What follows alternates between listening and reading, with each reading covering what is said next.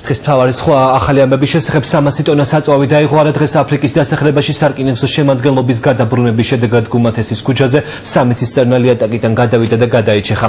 წინასწარი ინფორმაციით საწვავი აზერბაიჯანულ ნავთობ კომპანიას ეკუთვნოდა. მსხვერპლი არ არის, შემთხვევა ღამის 3 საათზე მოხდა. ადგილზე უკვე მუშაობენ სპეციალისტები, დადგინდება თუ რამ გადმოიწვია სარკინიგზო ავარია. დაახლოებით 2 საათსა და 51 minutზე რამოდენიმე ვაგონ ცისტერნა გადავიდა ლიანდაგებიდან. რამოდენიმე წუთში ადგილზე იყო ქალაქის საგანგებო სიტუაციის სამსახური, მოხდა პერიმეტრის ლოკალიზება, რაც ყველაზე მნიშვნელოვანია, დაშავებული არავინ არის.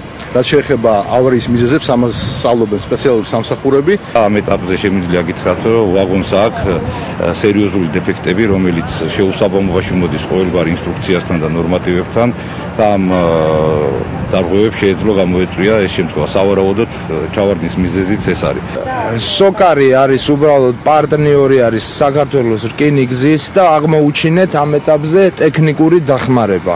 ნაწილი ტვირთისა, რაც რისი გადარჩენაც მოხერხდა, გადაზიდული იქნა სხვა ვაგონებში, საღვაგონებში, რის შემდგომაც გააგრძელებს იგი ჩვეულებრივად გზას.